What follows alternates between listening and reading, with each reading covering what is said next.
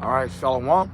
First and foremost, I'd like to give all praises, honor, and glory to Yahweh, Ba'ashem, Yahweh Shai, Ba'ashem, Ba'ashem. I want to give double honors to the elders and the apostles of Great Muslim that rule well. And I want to say peace and salutations to the elect of the nation of Israel. To you all, say Shalom. Lord willing, this lesson is edifying to the flock of Yahweh, Ba'ashem, Yahweh Shai. And, against Lakia, I had to go to a different location today because of transportation issues, but hey, we got to be ready in season and out of season.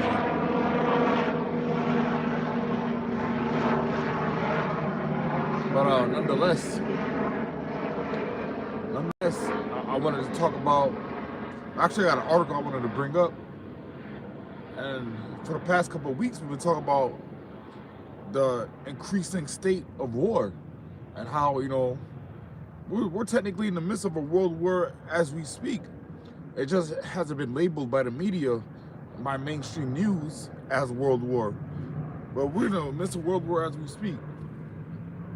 And the Lord prophesied about this since the beginning, man. The Lord said he was going to destroy Babylon. He's going to return, basically usher in the kingdom in the midst of World War III, as pursuant to the book of 2nd Esdras chapter 13. But let me go to Matthew chapter 12 and verse 25. And Yahushua knew their thoughts and said unto them, every kingdom divided against itself is brought to desolation, and every city or house divided against itself shall not stand. Right? And this is the most divided kingdom out there, man. Right? Hey, it's known as Babylon, Sodom and Gomorrah, Egypt, that and the other, biblically. But the modern name for this place is called the United States of America, which really is the divided states of America. Because not only is this place divided amongst the people, whether it be, you got class wars, division wars, political wars, you have race wars. When I say wars, I don't mean actual wars with, at least not yet, actual wars with weapons and just armies, but divisions. Like, Republicans don't fuck with Democrats. I'm talking about the people, not actual political theater, because political theater, they're fucking best friends until a show. Race wars, race divisions. We got so-called black versus so-called white. You got so-called Hispanics versus so-called black, so-called white. You got everybody versus Hispanic. You got everybody versus Jake, right? You got and so-called Hispanics are Jakes as well. You got class wars where you have rich versus poor. All these types of wars. And even during the so-called pandemic, you had the war where you had the jabbed versus the unjabbed, right? People were discriminating against people. People that took the jab were discriminating against people that didn't take the jab, and vice versa. All right? This place is divided.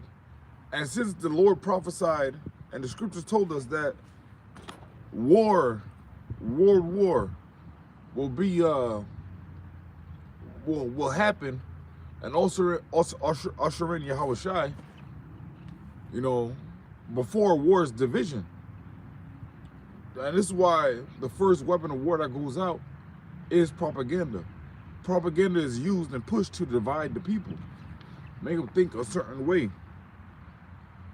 versus other sets of people, other groups of people. Matthew 12:25, and Yahushua knew their thoughts and said unto them, every kingdom divided against itself is brought to desolation, and every city or house divided against itself shall not stand. And if Satan cast out Satan, he is divided against himself. How shall then his kingdom stand? Right? You got all these divisions. You got people claiming they're on the right side of history, casting out the opposite side, the side that's opposing them. But that's really Satan casting out Satan, man. And in a way, that's not what this script precept was specifically talking about. But in a way, you can look at it like that. And let me get this real quick, and then I'll get this article.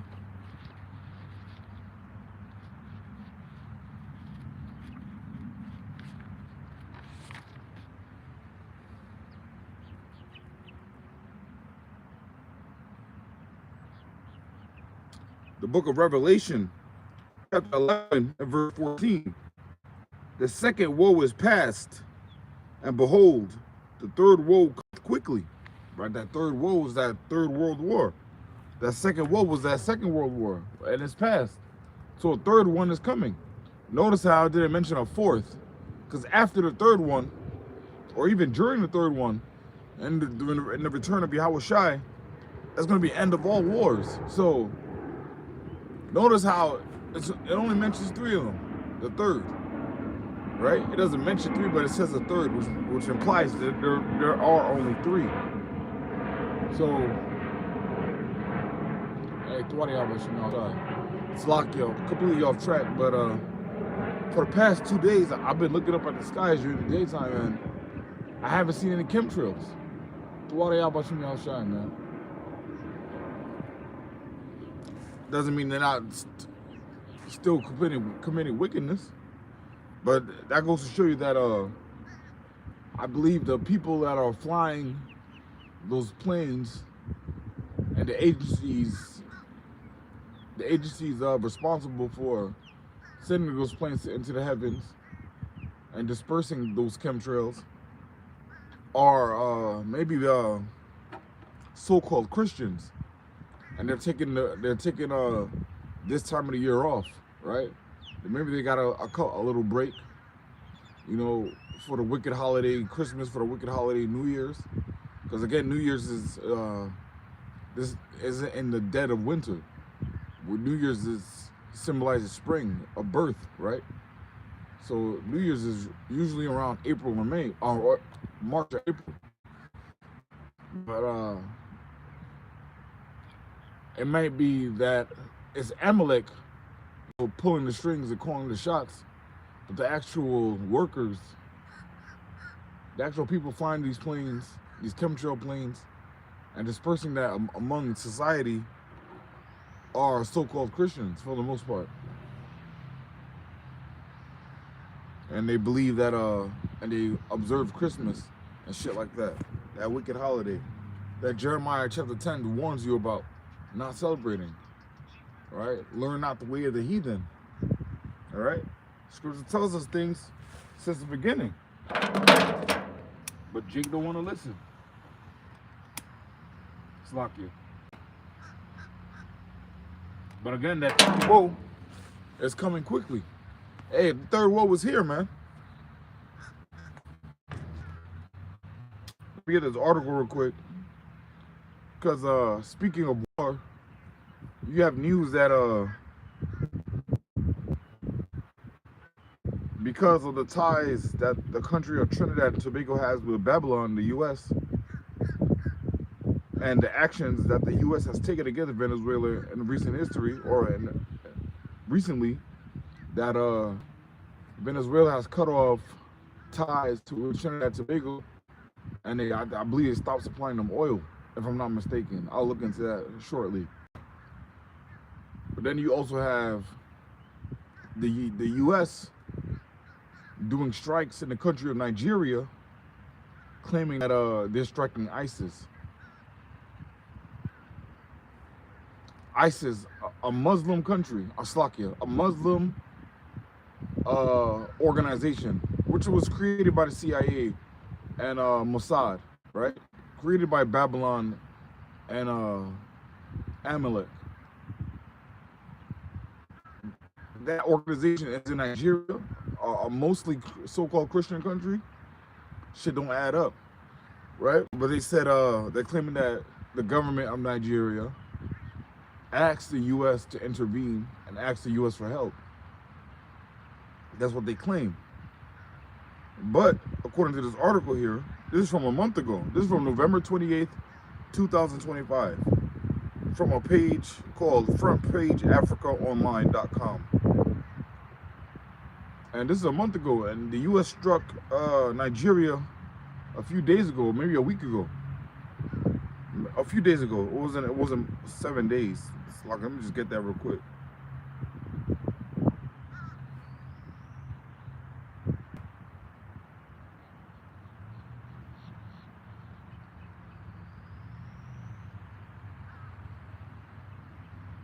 It was about 2 days ago. Yeah, 2 days ago, pursuant to ABC News, Trump says U.S. launched strike on ISIS terrorists in Nigeria. All right. Now we're going to go back to frontpageafricaonline.com, reading this article from November 28, 2025. Nigeria ignites a global rebellion against the dollar rule. Right? So the country of Nigeria has challenged the hegemony of the U.S. dollar. The U.S. dollar is the standard for oil reserves, right? So if you're trading oil, you're trading it in U.S. dollars, right? So that helps prop up the U.S. dollar, because the U.S. dollar is worthless. It was taken off the gold standard.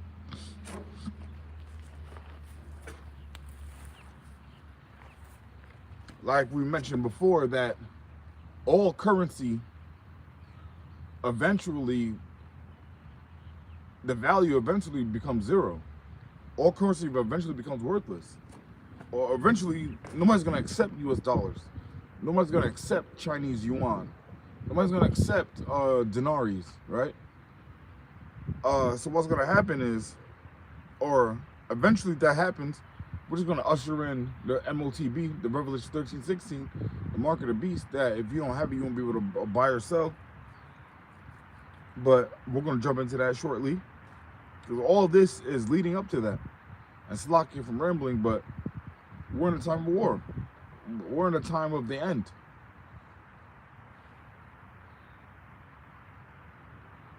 Again, continuing this article, what happened in Nigeria recently isn't just another currency dispute. It is the moment the American enterprise mask slipped completely off. President Trump just threatened military action against a sovereign African nation for making an economic decision about its own oil exports. Think about that for a second. The leader of the U.S., the leader of Babylon, threatened another nation, another sovereign nation, because they said they're going to accept other currencies to trade oil, its own oil. The U.S. is threatening war because Nigeria dared to accept payment in currencies other than the dollar. This isn't diplomacy. This isn't diplomacy. This isn't even traditional coercion. This is the desperate flailing of a declining empire that can no longer distinguish between its interests and the world's interests. And the most shocking part is Slakia. And the most shocking part, Nigeria isn't backing down, right?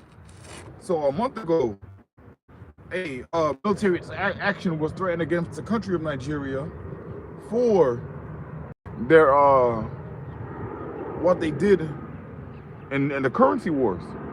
Basically saying, hey, we're gonna accept other currencies because the dollar is failed. The dollar has failed. The dollar is failing.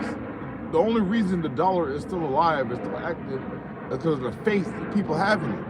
But once people lose that faith, once that illusion of power is gone, the US dollar is going to become worthless, such as all the currency will become worthless. So when other nations start depending or using other currencies and stop depending on the US dollar, it's going to help corrode that illusion of power, of stability. So now we got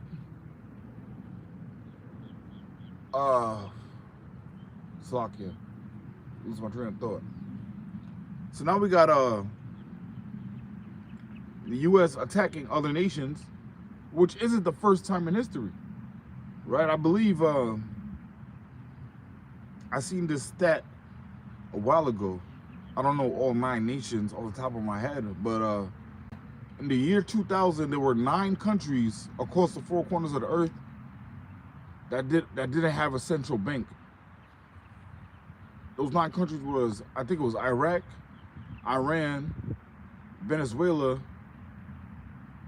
I want to say Saudi Arabia, Afghanistan,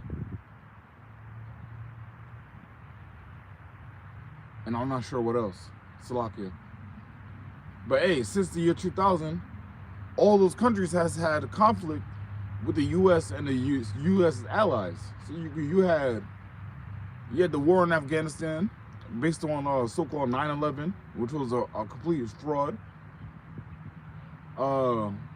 You got what's going on in Venezuela now. You got the war in Iraq, again based off 9/11. You got Iran going through it with so-called Israel, the state of Israel, which the U.S. is the biggest ally of Israel. You got Venezuela, Iraq, Iran, Afghanistan, I think Saudi Arabia. I'm not sure. But you got this happening since the year 2000. Only 2 decades ago, man. And what's happened? All these nations have been destabilized, have had conflicts, have been through battles and wars, all because of the U.S. Really because of Israel.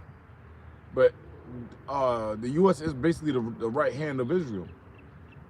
Rome, modern day U.S., is basically the right hand of Amalek, man. And Amalek being the chief tribe of Esau Edom, the so-called white man. Right? So now we got that going on all over, man. The war and rumors of war, man, as the Lord prophesied. But nobody wants to listen, man. Nobody wants to listen. Nobody wants to take heed. Or nobody's observing the times that we're in, man.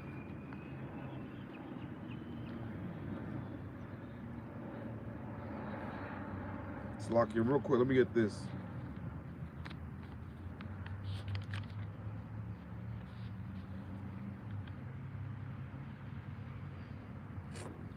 The book of 2nd Ezra, chapter 9 and verse 1. He answered me then and said, measure thou the time diligently in itself, and when thou seest parts of the signs past, which I have told thee before, then shalt thou understand that it is the very same time wherein the highest will begin to visit the world which he made. All right? The Lord's about to send the Redeemer. The Lord's about to send his son to visit this place. Right? It's about that time. We're in those times, man. You think Babylon has many years left? You think this place has generations left? You think let's say if you're 25 years old now, you think you're gonna have grandchildren and great grandchildren in this place? No, man. You'll be lucky. Speaking to myself first and foremost too. You'll be lucky or I should say blessed, because there is no luck. You'll be blessed to see another day, let alone to see, if you're 25, to see 30, 35, 40. If you're 30, 35, and so on and so forth. You'll be blessed, right? Because all hell is about to break loose in this place, right? And there's gonna be no redeeming this place. There's gonna be no, as the book of Jeremiah says, we would have healed Babylon, but there's no balm for this place, man. There's no medicine for this place. It's too far gone, right? Let me continue on. Let's lock in.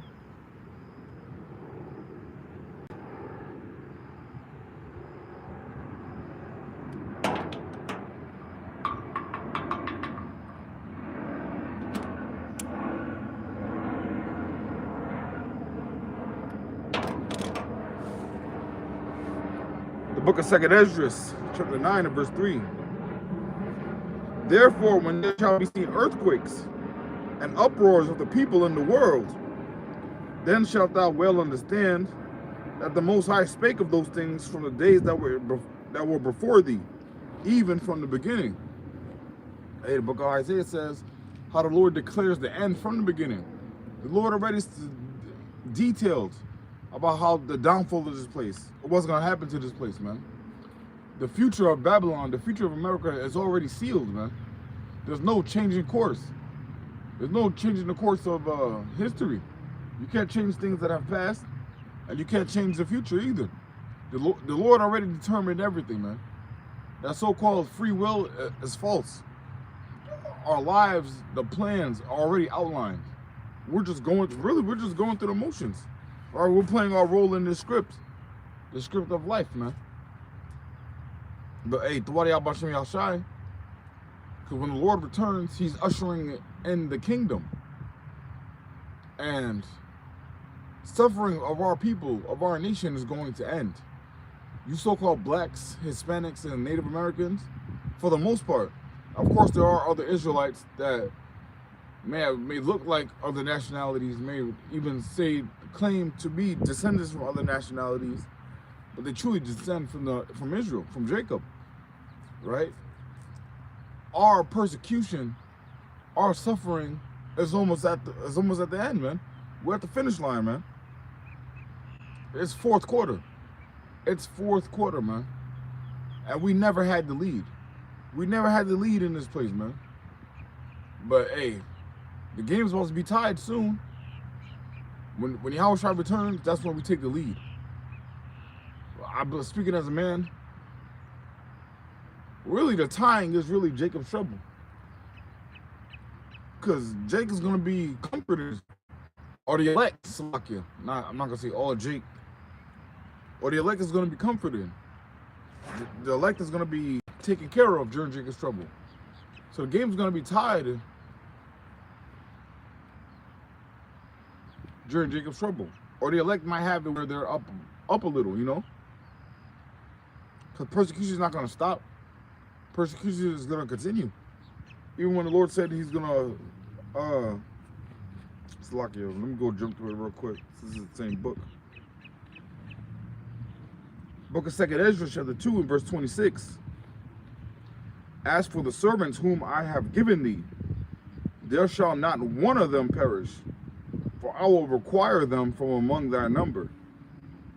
Be not weary, for when the day of trouble and heaviness cometh, others shall weep and be sorrowful, but thou shalt be merry and have abundance. The heathen shall envy thee, but they shall be able to do nothing against thee, saith the Lord. My hand shall cover thee, so that thy children shall not see hell. Right? Lord willing, we're part of that number of the elect. We're going to be taken care of. We're going to be protected. We're going to be nourished. We're going to have abundance. Abundance. Let me go into that word abundance real quick, because if I'm not mistaken, abundance means more than enough, right? Let's go to dictionary.com real quick. Salakia. I don't see it. There it goes.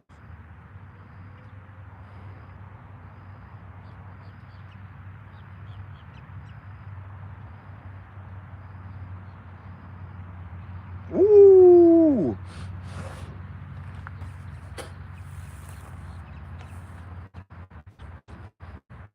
Abundance, according to dictionary.com, an extremely plentiful or over sufficient quantity or supply, overflowing fullness, affluence, wealth. Hey, Lord said we're going to have abundance. Lord, we won't put that number of the elect in the times of heaviness and the time of sorrow. Let me get that once more. 2nd Ezra 2 and 26, Salakia 27. Be not weary, for when the day of trouble and heaviness cometh, others shall weep and be sorrowful, but thou shalt be merry and have abundance. So really, the elect are going to take the lead during Jacob's trouble.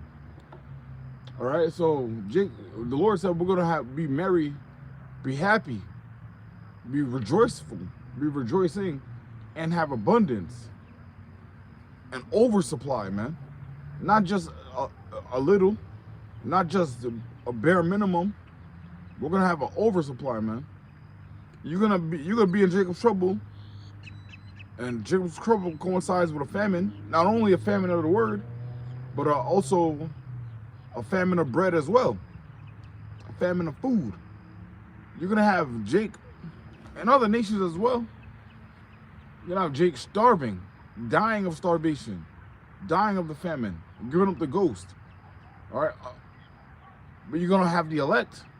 You're gonna see people of the elect. Hey, they might be getting what's that word? They might be turning obese. You're gonna be gaining weight. If you have abundance, you're gonna be merry. You're gonna be rejoicing. So if you have abundance and you're merry, hey, what does that cause? That cause it's really twofold. That causes a spur in population as well. So you're gonna have babies being born during Jacob's trouble, and the height of Jacob's trouble. You're gonna have newborns. You're gonna father children, because Jacob's trouble also coincides with Isaiah 4:1. A man's gonna have multiple wives, man, because the women are gonna cleave to the men, saying, "Hey, we will." Let me get that real quick, because I can't say it better than the Lord can, or the Lord did. Really, He declared the end from the beginning, pursuant to the book of Isaiah as well. Isaiah chapter 4, verse 1. And in that day, again, the day of trouble, the day of troubleness, the day of heaviness, the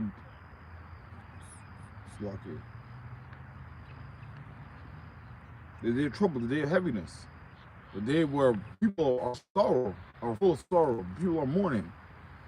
That same day, in those same times, Isaiah 4:1, and at that day, 7 women shall take hold of one man, saying, these women will be saying, we will eat our own bread and wear our own apparel.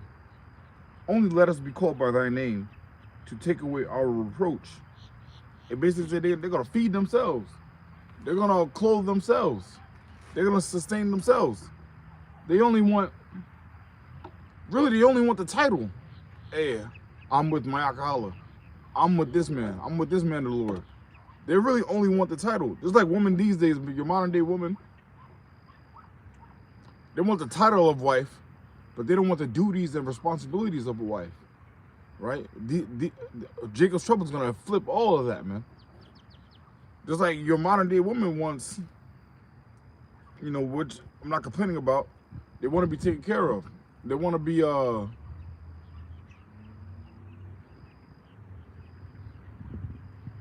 don't want to say sponsored, but really, they want to be taken care of. They want their needs. They don't want to worry about the money. They don't want to worry about shekels, filthy lucre.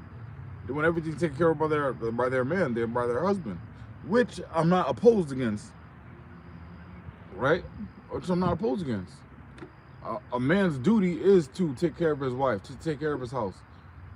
The woman's duty is to maintain the household, help rear the children, and the idea or the likeness of the man.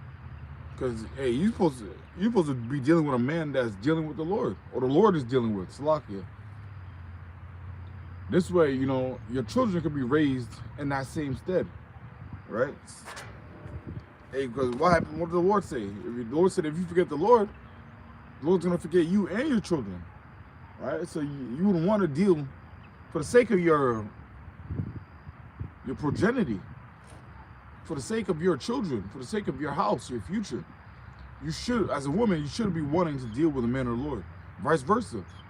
As a man, for the sake of your family, your house, you should be seeking after Yahweh B'Shem Yahushua more than anything.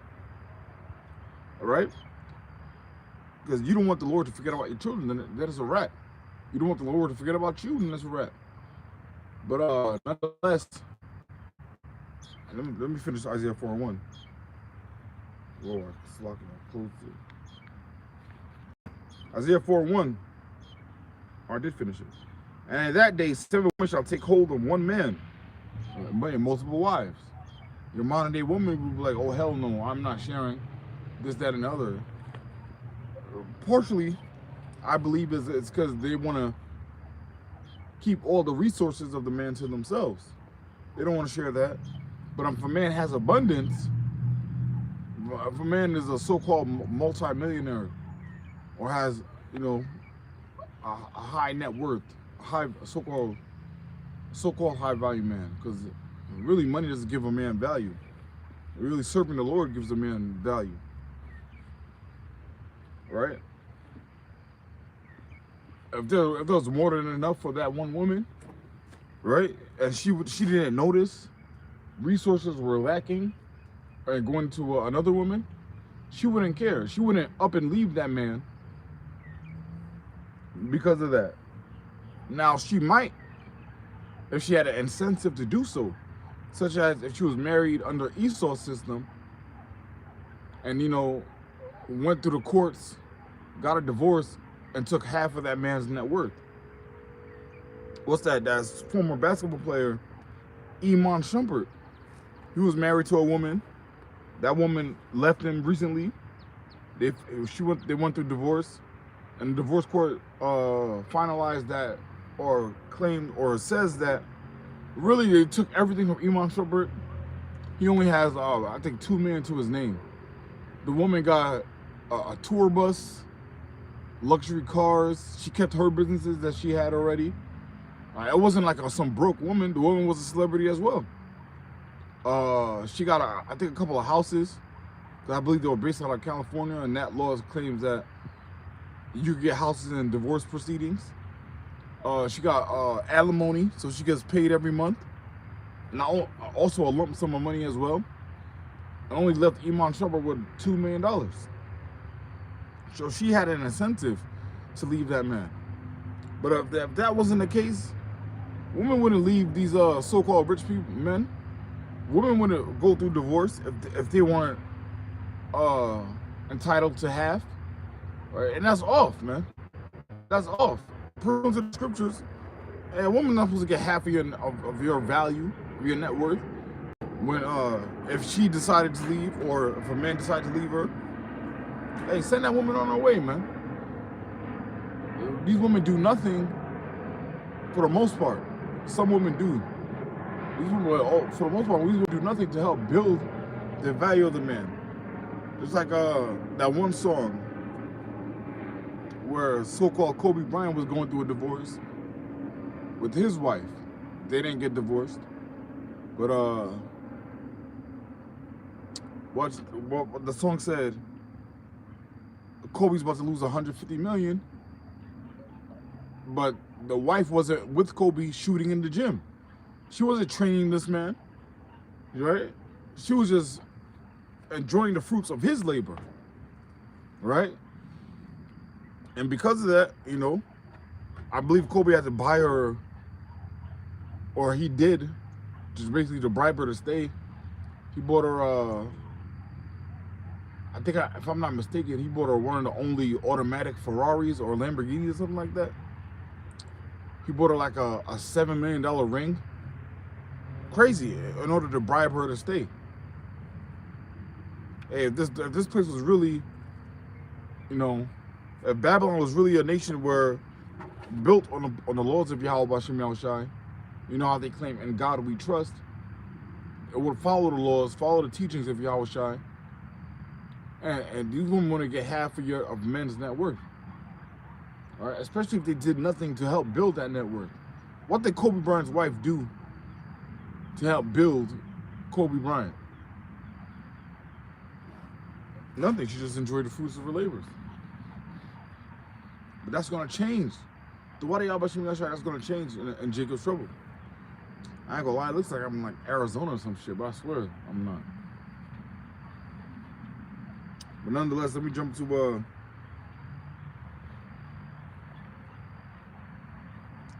jump back to the book of 2 Ezra chapter 9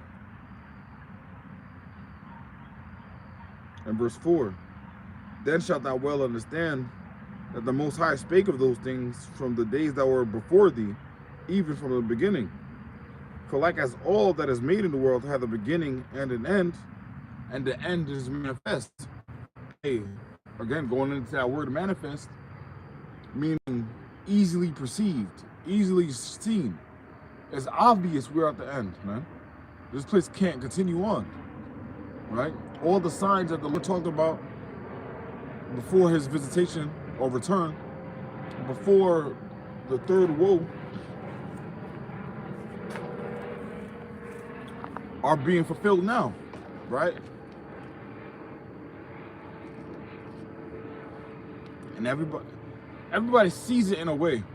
They don't see it in the lens of Yahweh Shem Yahshai pursuant to the scriptures, but everybody senses that, hey, this must be the end. They'll say things like the end of the world, thinking that basically the world is gonna be destroyed, but no, the world is gonna endure forever. Earth is gonna endure forever, right? Because the kingdom of Yahweh Shem Yahshai is gonna endure forever, and the kingdom of Yahweh Shem Yahshai is gonna be on earth, right? So that alone protects the earth from so-called destruction.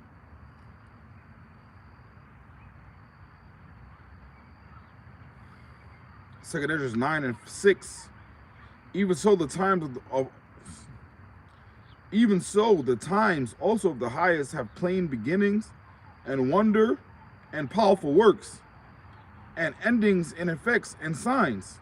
Hey, the Lord said the end is going to be, there's going to be a sign of the end, and we're seeing the signs of the end, right?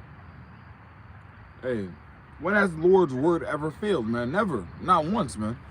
Not once. Do you think it's going to fail when he describes the transfer of rulership? The basically takeover of, or I can't really say takeover, because this place was given to Esau temporarily. So basically, yes, it's a transfer of rulership, but it's going to be a violent transfer of rulership, as transfer of rulerships usually are. It's going to be taken back in blood.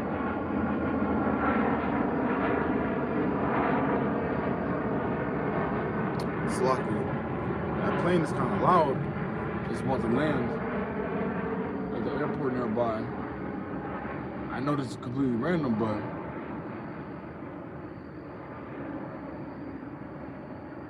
it is about 2 miles away, and it's loud. You can hear it. So when you see things like 9/11, planes crashing into towers, before the planes got close to the towers, people would have heard the planes are coming. But when you see videos of 9/11 and the planes hitting the towers, it was like a shock, right? It was like people weren't aware that there was a plane nearby to hit the tower in the first place. It would have been loud as hell, man. Especially we were talking about engines built more than 20 years ago. So, you know, they probably weren't as efficient as these modern day planes, where there's probably not much, a great vast difference between them, but they probably were louder, right? But again, another sign that Esau truly is control of the world, and the U.S. dollar is one of Esau's tools, right? So when you challenge the U.S. dollar, you're basically declaring war against Babylon, right? But this has to happen before the ushering of the Revelation 13 and 16. And even, again, going back to war, because war causes famine. Whoa. War causes famine. War causes either a boost or a decline in the economy. But, or the declines in the economy, the devaluing of a currency leads to war, to boost that currency. We got recent news came out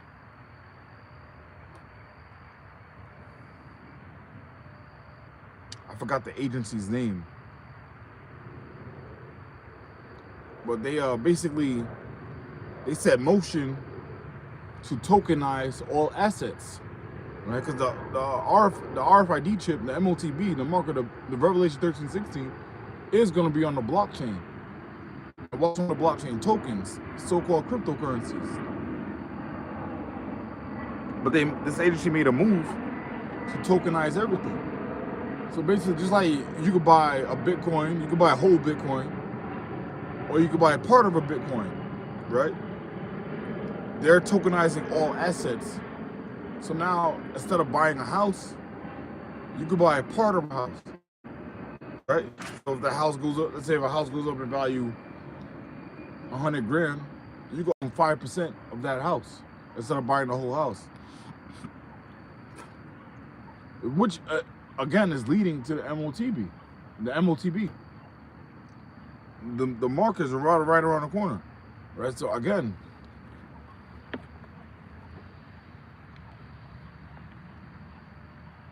let's lock it.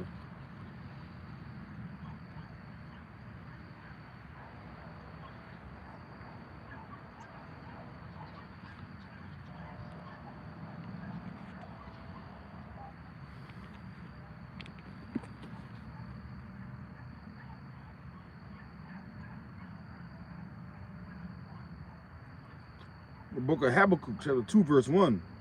I will stand upon my watch, and set me upon the tower, and will watch to see what he will say unto me, and what I shall answer when I am reproved. And the Lord answered me and said, write the vision and make it plain upon tables, that he may run that readeth it. Hey, the vision is plain. Again, the end is manifest. The end is manifest because the signs and the wonders of the end have been made plain upon these tables, upon these scriptures, man. Right? It's plain for the elect. It's plain. Let me get that real quick.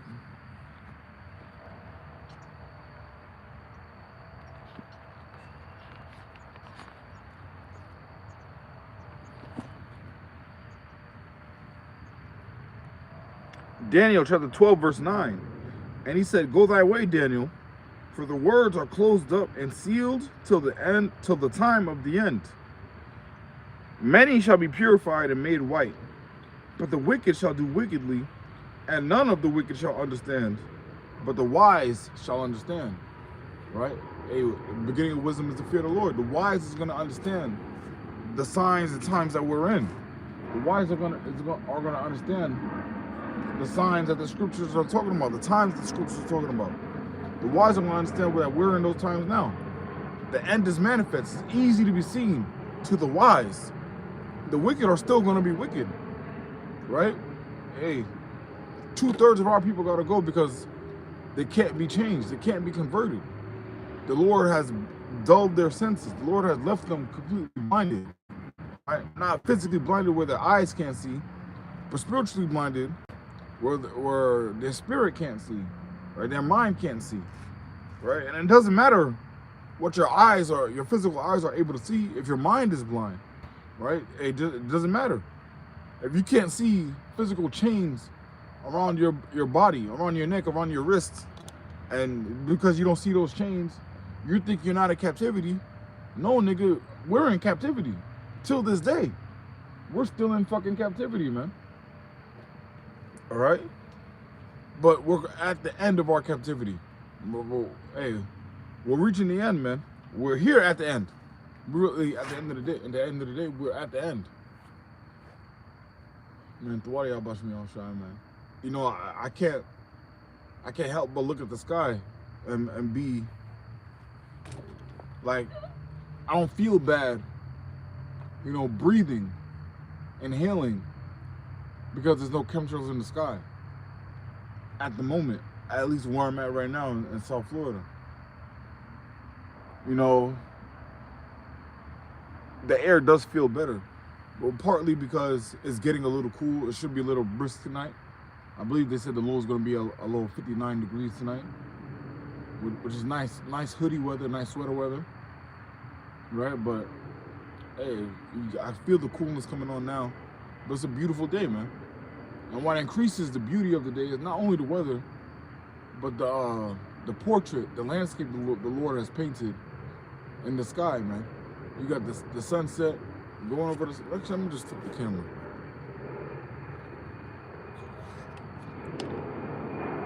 Look at that, man. That's beautiful. The clouds, the sky, the sunset, the trees, nature. Right? The Lord is the greatest architect, artist that will ever be, man. But yeah, so a lot of times you look at the sky, you think you see clouds, but it's really chemtrails that have dispersed and taken on the shapes of clouds. You can tell the difference because clouds will be kind of thick. A chemtrail dispersion. Looks like haze. Looks like a mist. You know, it almost looks like, I can't say smoke because clouds look like smoke too. But the water Yahweh Shem Yahshai, man, you can never praise the Lord enough. You can never thank the Lord enough, man. The street lights went out. When the time of the ends, man. What? That was weird. The street lights just flashed red for like 10 seconds. That usually symbolizes it goes out, but nonetheless, Slocky, I'm rambling. But being at the end, you do have to be grateful, have appreciation towards being at the end, and being able to see that you're at the end. Because the majority of our people are walking blindly, right? Just walking. What does the scripture say? When the blind lead the blind, both shall fall into the ditch, man. Both are going to fall into woe, misery, because they're following the blind. They're following false leaders. They're following wolves in sheep's clothing. They're following themselves, idols, practicing idolatry, believing and trusting in Esau, trusting in our enemies, trusting in oppression, man, trusting in Egypt. But Egypt's going to lead to their confusion, right? I'm just going to get that real quick. Oh, let me finish this. Habakkuk 2 and 3. For the vision is yet for an appointed time, but at the end it shall speak and not lie. Though it tarry, wait for it, because it will surely come and will not tarry. Again, not one of the Lord's prophecies, not one of the Lord's promises. The Lord doesn't threaten. The Lord just says what he's going to do. And if he says he's going to do something, you might as well just consider it done. And not one are going to fail, man. None shall want or make. There's no other book that can do this, man. There's no other book that explains the transgression, or the transgression of Jake, the persecution of Jake, the captivity of Jake, the return of Yahushai, the detailing Yahushai's ministry, right? There's no other book that does it but these scriptures, man. But the word of Yahweh Shem Yahushai. Slakia.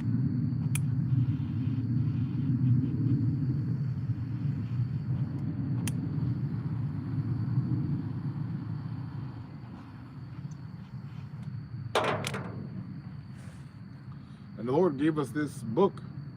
The Lord gave us these warnings, these messages,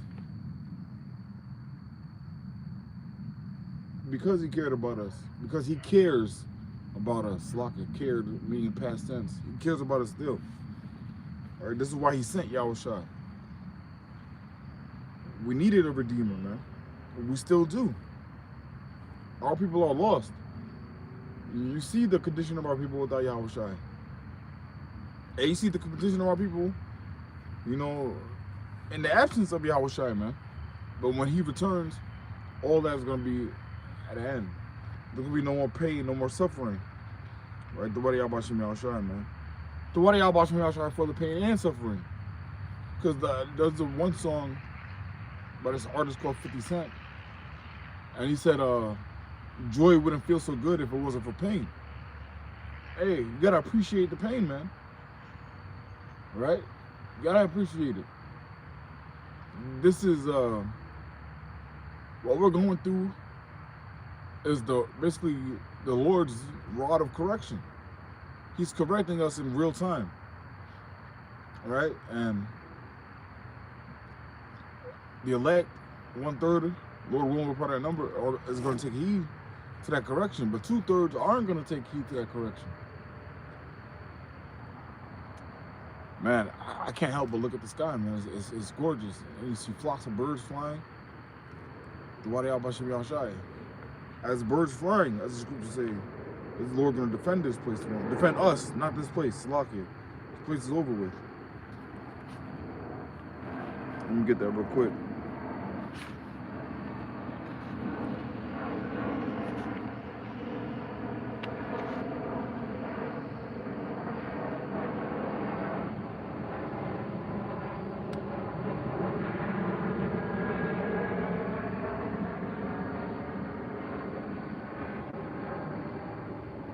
That's not what I wanted, but it's close. It's close.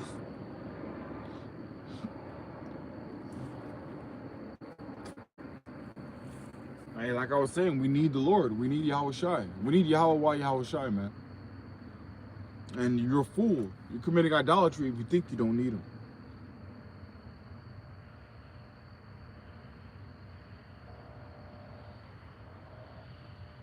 Malachi chapter 4, verse 1. For behold, the day cometh that shall burn as an oven. The day of the Lord, man. And all the proud, yea, all that do wickedly shall be stubble. And that day shall come and the day that cometh shall burn them up, saith the Lord of hosts. That it shall leave them neither root nor branch. Right? The day of the Lord is also known as Judgment Day. It isn't gonna be all kumbaya, all fucking sunshine and rainbows, man. It's known as Judgment Day. Right? But the flip side is also known as Salvation Day. Deliverance from the judgment. Right? You got people, so-called Christians, walking this earth right now saying that, proclaiming that they're saved. What are they saved from? Especially, you're still in captivity. Babylon is still their chief nation in this place, man. The chief for wickedness, right? What are you saved from? You're not saved from the day of the Lord. So what are you saved from, man? How do you know you're saved? Right? Salvation is those that endure to the end, the same shall be saved, man. Right? Actually, I should have got that second Ezra real quick. Let me get that real quick. Let me finish this. Malachi chapter 4, verse 2. But unto you that fear my name, the name Yahweh Shai, you calling upon false names, false idols, you calling upon you calling upon Jesus, Chazi, Caesar Borgia, you calling upon Yahuwah, right? There are no U's in the Paleo Hebrew. You're calling upon Yahweh, you're calling upon Jehovah. Like, you're not calling the names. You're not fearing the names, man. But unto you that fear my name, shall the Son of Righteousness arise with healing in his wings, and ye shall go forth and grow up as calves of the stall. And ye shall tread down the wicked, for they shall be ashes under the soles of your feet, in the day that I shall do this, said the Lord of hosts. Hey, remember, this is the Lord of hosts. The Lord is also known as the Lord of hosts. That's one of his titles. The Lord of armies, man. So he's coming to wage war on this place, man. And the elect are going to be soldiers in that army as well, too. The Lord is going to use the elect to help tread down these other nations as well.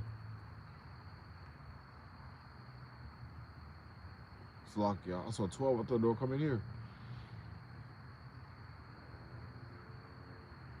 But they shouldn't bother me. Hey, if you're on public land, there's really nothing they can do.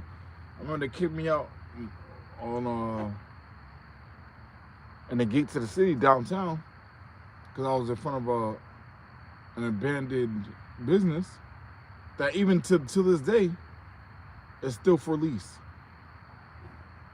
And they said I was blocking the sidewalk, but I was nowhere near the sidewalk. Well, I wasn't blocking the sidewalk. There was plenty of space on the sidewalk, I should say. But I love that place. I didn't love it, Slocky. I love no place about this place.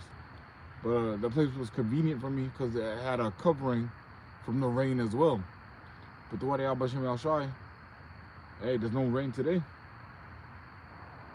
There's no rain today. The Lord is still covering me, man. I don't need a physical infrastructure to cover me when you have Yahweh Bashem Yahweh Shai.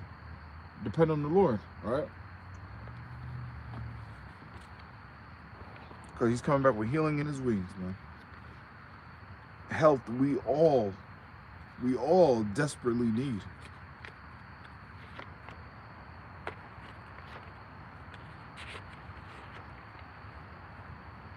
Second Esdras chapter 9, verse 7. And everyone that shall be saved, meaning that there's nobody saved now, and everyone that shall be saved and shall be able to escape by his works and by faith whereby ye have believed, shall be preserved from the said perils. Right? You claiming that you saved now, but you're not preserved from the perils that are coming ahead. Right? So what are you saved from? And who saved you? You're claiming that another God saved you. You're claiming that an idol saved you. You're depending upon an idol because you're not calling upon Yahweh or Yahweh Shai. So who are you calling upon? Idolatry. Are you saying that idol's going to save you? Hey, all those that worship idols shall be confounded, pursuant to the book of Psalms, man. Second Esdras 9 and 8 shall be preserved from the said perils, and shall see my salvation in my land and within my borders. For I have sanctified them for me from the beginning. Right? Just again, the Lord has declared the end from the beginning. So declaring the end, he already declared how Babylon is going to end, how captivity is going to end, how Jake, 2/3 of Jake is going to be destroyed, how the elect are going to be delivered, the elect are going to be saved. The Lord already declared all of that, man. Right? So if you're saying that you're saved now, you're declaring something that the Lord didn't declare. So, and by whose name are you claiming that, man? Right? You can't be saying, oh, you're saying that on behalf of Yahweh Shem Yahweh Shai. The Lord didn't say that. So either you're adding to the scriptures or you're taking out of the scriptures, which pursuant to the book of Revelation is going to be detrimental for you. Actually, let me get that. I'm going to close out, Lord willing. I don't have a light in this. I need to get dark soon. Revelation chapter 22 and verse 18. For I testify unto every man that heareth the words of the prophecy of this book. If any man shall add unto these things, the Most High shall add unto him the plagues that are written in this book. Right? If you add into the scriptures, if you add into the word, the Lord's going to add plagues to you, man. So again, that's you doing that to your own detriment. Verse 19. And if any man shall take away from the words of the book of this prophecy, the Most High shall take away his part out of the book of life, and out of the holy city, and from the things which are written in this book. Right, hey. So if you're taking away from the book, you're taking away from the word of the Lord, man. When the Lord sends his messengers, when the Lord sends his angels to deliver a message to his people, right, the messengers have to deliver that message 100%. The messengers can't add any, slocky, what's that word I'm looking for?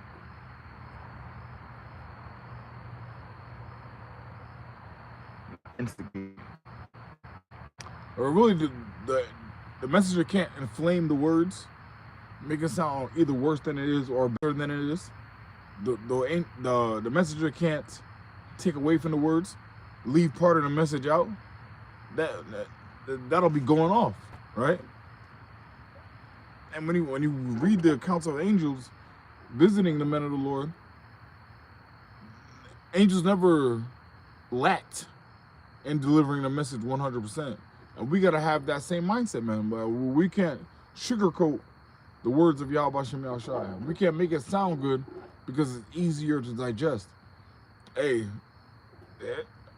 all this honey is supposed to make you vomit, man. You consume too much honey, it's supposed to make you vomit, right? We can't be pacifist.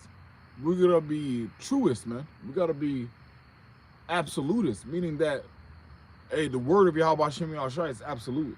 So we can't change it. We can't make it better. We can't fluff it up. All right, but I'm gonna wrap it up with that. Lord, one of this lesson was edifying to the flock of Yahweh Shem Yahweh Shai. Again, I want to give all honor, all glory, all praises to Yahweh, Ba'ashem Yahweh Shai, Ba'ashem Ruach HaKodesh. I want to give double honors to the elders and the apostles of Great Millstone that rule well. And I want to say peace and salutations to the elect of the nation of Israel. Until next time, I want to say shalom, Kwam Yasharallah, and a bottle ball, man.